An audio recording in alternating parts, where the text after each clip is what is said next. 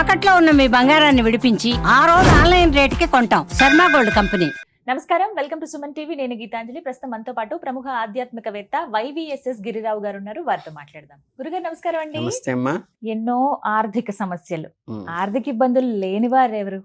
ఏదో ఒక రకంగా ఉంటుంది. డబ్బులు వచ్చినట్టే వస్తాయి, కానీ వెళ్ళిపోతాయి. జీతం వస్తుందా 10 రోజులు బానే ఉంటుంది. ఒకవేళ ఉద్యోగాలు చేసే వాళ్ళు అయితే 11వ రోజు నుంచి మళ్ళీ ప్రారంభం. ఒక్కళ్ళ సంపాదన ఇంటిల్లి 10 గడవడం ఈ రోజుల్లో చాలా కష్టం.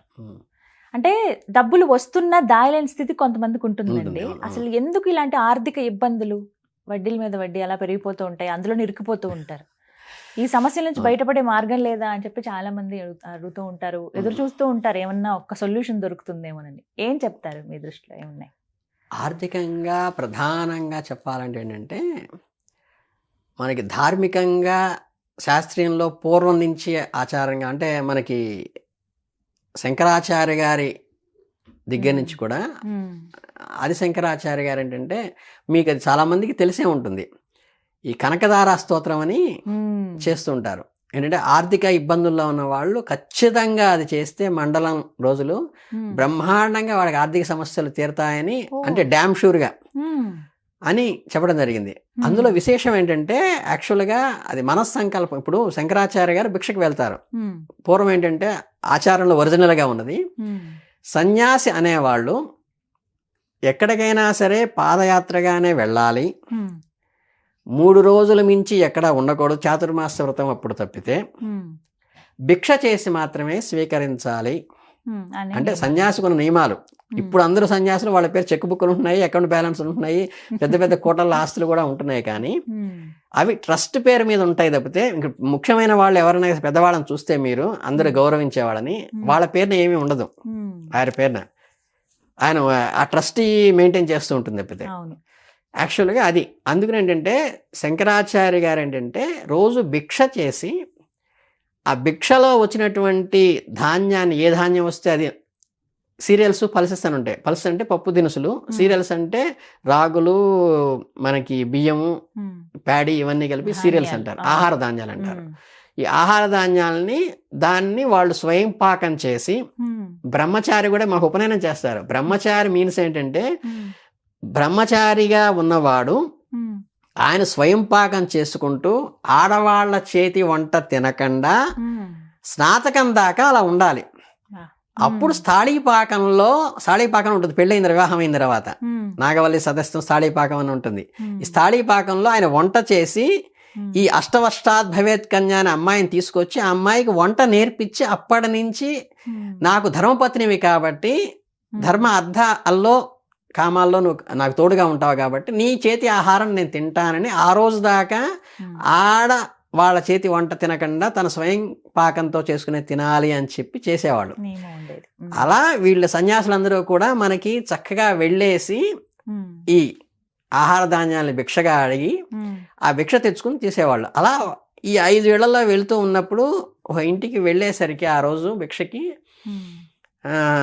ఆవిడ అంటే ఆర్థికంగా ఉండి ఏకవస్త్రగా ఉంది. అంటే మీకు ఈ భారతంలో ఏకవస్త్ర వేరే, అది మైలపడ్డప్పుడు. అలా కాకుండా ఏంటంటే ఆవిడకి ఏంటంటే ఒరిజినల్గా తన భర్త బయటికి వెళ్ళి ఆ ఒక్క వస్త్రాన్ని కట్టుకుని ఏదైనా పని చేసుకొస్తే, మళ్ళీ ఇంటికి వచ్చిన తర్వాత ఆయన లోపలికి వెళ్ళి కూర్చుంటే, గోచి పెట్టి కూర్చుంటే, ఈవిడ ఆ వస్త్రం కట్టుకుని ఇంటి పనులన్నీ చక్కబెట్టుకుని వంట చేసేటువంటి పరిస్థితుల్లో, పేదరికంలో ఉన్నటువంటి ఆవిడ దగ్గరికి వచ్చి, అమ్మా నాకు ఇలా ఉంది పరిస్థితి, భిక్షాందేహి అనగానే, మనకి పూర్వము గృహస్థుడికి ఏంటంటే ఇట్లా సన్యాసి ఎదురొస్తే ఆగాలని చెప్పిన కారణం అది అపశకనం అని కాదు. సన్యాసి అయిన వాడు ఎదురొస్తే ఏంటంటే వాడికి గృహస్థు పోషించవలసిన బాధ్యత, బ్రహ్మచారికి కానీ సన్యాసి కానీ వస్తే వాడు పోషించాల్సిన బాధ్యత గృహస్థుడి మీద సాంప్రదాయం ప్రకారం. అందుకని నేను గృహస్థుడిగా ఉన్నప్పుడు ఆ వచ్చిన వాళ్ళకి ఏదో ఒకటి మనం ఇవ్వాలి. ఇవ్వాలంటే ఇంట్లో ఏమీ నిండుకుంది అంటారు కదా, ఏం లేదమ్మా నాయనా, ఏం లేదురా బిడ్డ, నువ్వు కనిపిస్తున్నావు, దేవుళ్ళలాగా వచ్చావు, నా ఇంట్లో ఒక ఉసిరికాయ ఉంది, అది నేను పెడతాను అని బిడ్డ ఆకలితో వస్తే అమ్మ ఎలా పెడుతుందో నేను ఇది ఇస్తాను అని చెప్పేసేసి ఆ వస్త్రం కట్టుకుని వచ్చి ఆవిడ అది ఇస్తుంది. ఇవ్వగానే ఆయనకి ఒకసారి ఏంటి, అన్నం పెట్టే అమ్మకి ఈరోజు నాకు అన్నం పెట్టడానికే ఏమీ లేదా అని ఒకసారి ఆర్ద్రత వస్తుంది. అంటే ప్రతి వాళ్ళలో తల్లినే చూస్తాడు ఆయన. మా అమ్మకి నాకు పెట్టడానికి, బిడ్డకి పెట్టడానికి ఏమీ లేదా, ఏం స్వామి ఇటు చేశావు అని చెప్పి ఆసువుగా కనకదార స్తోత్రం అలా చెప్పేస్తాడు. ఏమ్మా ఎక్కడున్నావు తల్లి, మా అమ్మని ఇట్లా పెట్టావే అని అనగానే బంగారు ఉసిరికాయలు జల జల జల జల రాలుతాయి. అవును, అయ్యో బాధపడకండి. అంటే నిజంగా ఆర్ద్ర మహాత్ములకి కనుక ఒక ఆర్తి వచ్చి వాడు అయ్యో వీడు అన్యాయం అయిపోతున్నాడే అని కనుక అలా వస్తే ఆ అనుగ్రహం మీకు మొత్తం ఉన్న కర్మదోషాలు మొత్తం నివారణ చేసి 5 నిమిషాల్లో వాళ్ళకి రెక్టిఫై చేసేస్తుంది. బంగారు పుసరికాయలు పడతాయి. ఇప్పటికీ ఆ గృహం ఉందని చెప్పి ఉంది, గృహం ఉంది, మీరు వెళ్ళి అవును చూడొచ్చు అనమాట. అలా ఆ ఇల్లు మొత్తం చాలా ఐశ్వర్యం అయిపోయింది. అందుకని మీకు దీంట్లో కూడా ఈ వాసుదేవుడు కూడా ఆయన మిత్రుడు రాగానే కుచేలుడు వచ్చి ఏంటి కుచేలా నువ్వు ఇలా ఉన్నావా, ఒకప్పుడు మనం అలా ఉండేవాళ్ళమా అని చెప్పి ఆత్రంగా దగ్గరే తీసుకుని గబగబా గుప్పెడు పిడిక అటుకులు తీసుకుని తింటాడు. మొదటి గుప్పెడికి ఐశ్వర్యం వచ్చేసింది, రెండో గుప్పెడికి సౌభాగ్యం వచ్చేసింది, మూడో గుప్పెడిసరికి స్వామి మనందరం కూడా మేమందరం అష్టభార్యలో ఆయనకి దాస్యం వెళ్ళిపోవాలి అంటారు. అంటే భగవంతుడి అనుగ్రహం మీకు లావక్యంతైలే ధైర్యం విలవంభైన అలవంగానే గజేంద్ర మోక్షంలో సిరికిన్ చెప్పక శంఖచక్రము చేబోనకని చెప్పేసి ఆడి కట్టుకున్న చెంగు పొంగ ఆపడం పరిగెట్టుకుని వెళ్ళిపోతున్నట్ట. అంటే భగవంతుని మనం ఎలిగెత్తి పిలిస్తే ఆయన పరిగెట్టుకుంటూ వచ్చి చేస్తాడనమాట, ఆర్తిగా పిలిస్తే. అందుకుని ఏంటంటే మనం ఆ కనకదార స్తోత్రం అంత ఆర్తితో ఆయన చేశాడు, ఆయనకి ఎమోషన్లో చేశాడు. శంకరాచార్యుల వారే ఎమోషనల్. అంటే మామూలుగా అంటే సన్యాసాశ్రమం చేసిన స్థితప్రజ్ఞంగా ఉండి తనకి ఇష్టాయిష్టాలు లేకుండా, తనకి ఏ కోరికలు లేకుండా, వాడు బతికేది మొత్తం ప్రపంచం కోసం, ప్రజల కోసమే తప్పితే నాకు ఇల్లు కావాలి కానీ, తనకు వాకిలి కావాలని కానీ, తనకు కష్టం అని కానీ, సుఖం అని కానీ, ఈరోజు తిండి ఉందని కానీ, లేదని కానీ, తనకి తిండి లేదని బాధపడలే. అక్కడ అమ్మకి బిడ్డకి పెట్టడానికి అమ్మ చేతిలో ఏమీ లేదా, ఉసిరికాయ ఇచ్చావా తల్లి జగన్మాత, ఎక్కడున్నావు నువ్వు అని.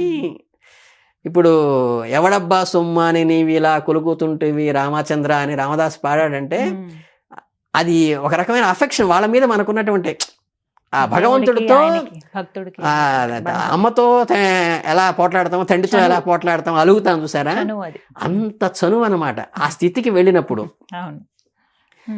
అందుకని ఏంటంటే ఆర్తితో అమ్మ గురించి ఆవేదన పడంగానే కనకధార కురిసింది. అందువల్ల ఏంటంటే అది ఎందుకు శ్రేష్టమైంది అంటే ఆయన అంత ఎమోషన్లో చెప్పాడు కాబట్టి అది అది చదివితే 40 రోజులు కనుక చక్కగా చదివితే మీకు చిన్న చిన్న దోషాల వల్ల వచ్చిన ఆర్థిక ఇబ్బందులన్నీ కూడా, అంటే మీకు అప్పిచ్చుంటారు ఎవరికో ఎప్పుడో 3 సంవత్సరాలను తిప్పుతూ ఉంటాడు మిమ్మల్ని.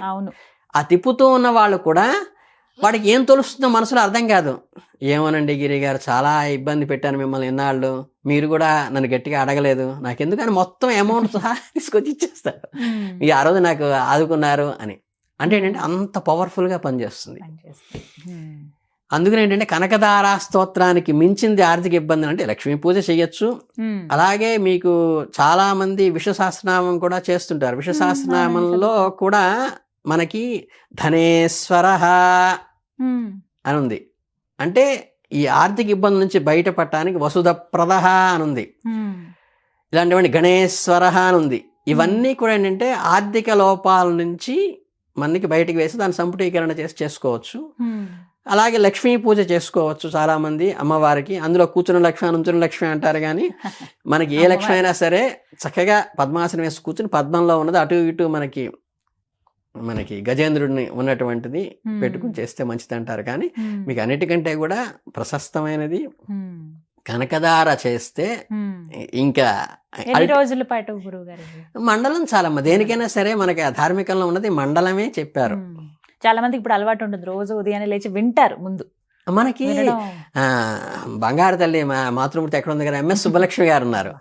మనకి విశ్వసహస్రనామం కానీ కనకదార స్తోత్రం కానీ ఏది చదివినా సరే, ఘంటసాల భగవద్గీత ఎట్లాగో అట్లా చక్కగా మీరు ఎంత ప్లెజెంట్గా ఉంటుందంటే జస్ట్ ఉదయాన్నే లేచి స్నానం చేసుకుని మీరు చక్కగా వంట చేసుకుంటాను, లేకపోతే దేవుడు సామాను సర్దుతూను అక్కడ క్లీన్ చేస్తున్నాను శుభ్రంగా పక్కన పెట్టుకున్నా కానీ మీకు ఒక ప్లెజెంట్గా ఉంటుంది. మీకు ఎందుకు అన్నమయ్య పాటలు వినండి, ఇప్పటికీ అన్నమయ్య ఆఖరికి అన్నమయ్య సినిమాలో పాటలు వినండి, ఒక ప్లెజెంట్ మైండ్ వెళ్ళిపోతాం.